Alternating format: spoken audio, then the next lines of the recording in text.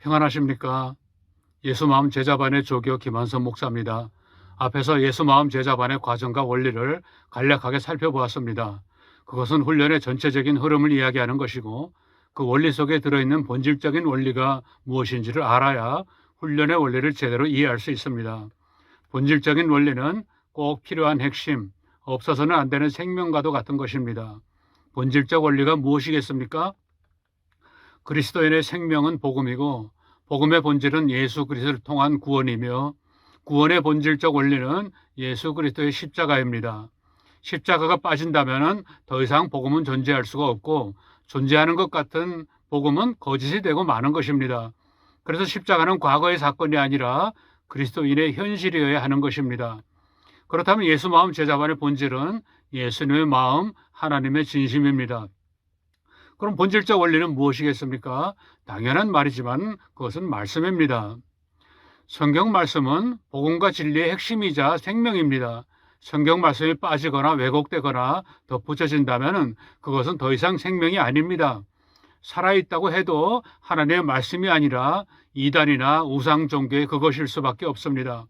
아무리 올바르고 분명한 하나님의 계시를 받았다고 해도 성경 말씀과 어긋나면 그것은 분명히 가짜입니다.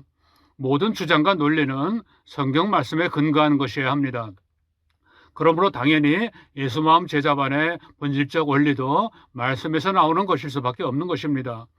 모든 경우에 신학이나 신학자의 주장이 아니라 오로지 말씀으로만 분별하는 것입니다. 철저하게 말씀에만 근거를 두어야 할 첫 번째 사항은 무엇이겠습니까? 예수마음 제자반이 지향하는 신앙의식입니다. 이 의식의 변화는 많은 경우에 세상에서도 공통적으로 추구하는 방식입니다. 이념이나 사상도 의식을 바꾸는 방식으로 운동을 펼칩니다.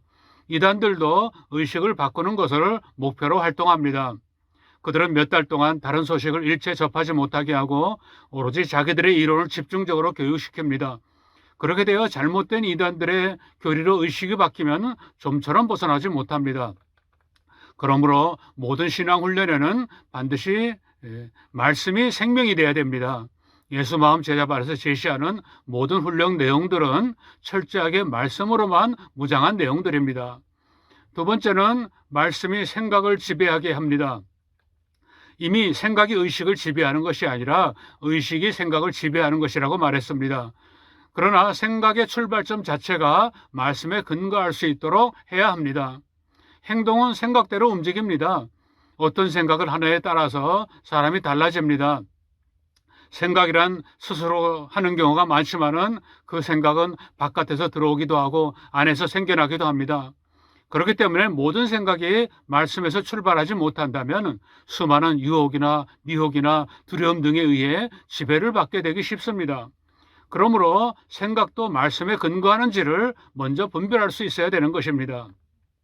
세 번째로는 말씀이 경험, 체험까지도 지배하게 만들어야 됩니다. 체험이 말씀의 렌즈를 통과하지 못하면 그 체험은 자기중심적인 해석이 될 수밖에 없습니다. 자신에게 유리한가 불리한가, 어떤 도움이 되는가, 성공이나 성취에 어떤 역할을 하는가, 사람들은 어떻게 평가하게 될까, 이런 데만 관심을 가지게 되어 있습니다. 기획된 체험이 아니라도 모든 신앙 체험을 자기의 시각이 아니라 하나님의 시각으로 바라보려고 애를 쓰게 되면 참다운 변화가 일어나게 되어 있습니다. 그 말은 바로 성경 말씀이라는 렌즈로 자기 경험들을 바라볼 수 있어야 한다는 말입니다. 물론 성경 말씀으로 바라본다고 해도 어떤 말씀을 선택하는가에 따라 커다란 차이가 있기 때문에 어떻게 보는가에 대한 시각이 또 중요해집니다만은 기본적으로는 모든 것을 말씀으로 분별해야 한다는 것입니다. 그리고 우리의 삶을 말씀의 원리로 이해할 수 있어야 됩니다. 삶이라고 하면 너무나도 다양하고 광범위한 형태로 나타나기 때문에 단순하게 이야기할 수는 없지만은 삶의 원리가 성경 말씀을 근거로 나타나는 것이어야 한다는 말입니다. 그리스도인은 무엇으로 세상에 이야기할 수 있을까요? 물론 당연히 언어와 행동으로 드러내야 합니다만은 전체 삶 속에 말씀의 원리가 드러나지 못하면 어쩌면 그냥 교회 생활만 이야기하는 것일 수도 있습니다. 그러니까 그리스도인은 삶의 원리로 곧 어떤 방식으로 세상을 사는가를 가지고 복음을 이야기하는 것입니다. 그 삶의 방식이 바로 복음적이고 성경적이어야 한다는 것입니다. 이것을 잘 가르치지 못하는 것이 현실입니다. 다섯 번째는 말씀이 가정을 지배하게 해야 됩니다. 가정에 말씀의 원리가 흐르게 하는 일은 결코 쉬운 일은 아닙니다. 그러나 그 가정의 말씀의 원리가 흐르게 만들면서 사는 신앙인들에게는 가정 전체의 삶의 방식이 드러나는 것을 볼 수 있습니다. 가정에서는 모든 삶의 모습들이 눈앞에서 펼쳐지기 때문에 숨길 수가 없습니다. 가정에 말씀이 흐르게 만드는 것은 말씀을 암송하거나 통독하는 것을 포함합니다만은 그것보다는 성경 말씀이 말하는 바를 세상에서 살아내도록 하는 것이 훨씬 중요합니다. 마지막으로 말씀의 원리가 교회에 흐르게 해야 됩니다. 교회는 당연히 말씀이 흐를 것이라고 생각하지만 그렇지 못한 경우가 더 많을 것입니다. 물론 교회는 온통 말씀으로 채워져 있습니다. 설교를 비롯하여 성경 통독, 성경 묵상, 성경 공부 등 교회 생활 전체가 말씀으로 도배되어 있습니다. 그렇다면 교회에는 말씀에 참된 원리가 흘러야 되는데 교회가 교회답지 못하고 세상의 짐이 되어버린 경우가 얼마나 많습니까? 그리스도인들이 세상 속에서 말씀의 방식으로 살지 못하는 가장 큰 이유가 교회의 말씀의 원리가 통하지 못하기 때문이 아니겠습니까? 왜 말씀으로 모든 것이 채워져 있는 교회에서 말씀의 원리가 흐르지 못하는 것일까요? 여러 가지 이유가 있겠지만은 삶의 복음을 가르치지 못하기 때문일 것입니다. 말씀의 원리는 성경에 기록된 그대로 믿고 따라가는 것이어야 하는데 자기에게 유리한 구절만을 받아들이거나 실천적인 말씀을 가르치지 못하기 때문인 것입니다. 예수 마음 제자반은 그래서 말씀에 담겨있는 하나님의 진심, 예수님의 마음을 찾는 일에 모든 것을 걸고 있습니다. 예수님의 마음을 제대로 이해하지 못하면 그 말씀에 순종하는 것도 체험으로 나타나는 것도 전부 자기식으로 받아들이게 됩니다. 그러면 삶의 열매도 없을 뿐만 아니라 말씀에서 비롯되는 삶의 방식으로 살 수도 없게 됩니다. 지금의 기독교 전체가 그런 모습인 것입니다.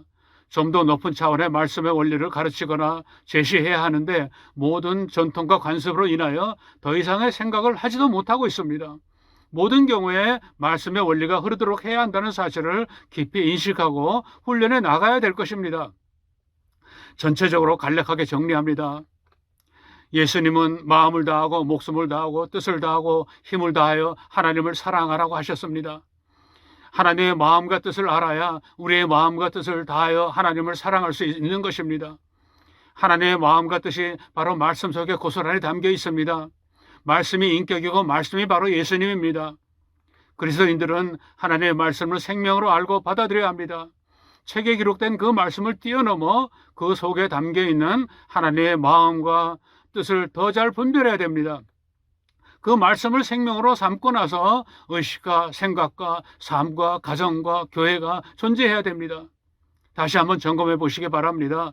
우리는 얼마나 하나님의 말씀의 원리를 따라 살고 있습니까? 예수 마음 제자반은 모든 근거를 오로지 성경 말씀에만 두고 그리고 말씀 속에 담겨 있는 하나님의 마음을 이해하는 일에 모든 초점을 두고 그 말씀이 우리의 신앙의식이 되도록 만들어진 과정입니다. 다음 시간에는 성경 말씀이 과연 무엇인가를 생각해 보면서 우리에게 어떻게 다가와야 하겠는가에 대해서 한번 생각해 보겠습니다. 평안하시기 바랍니다.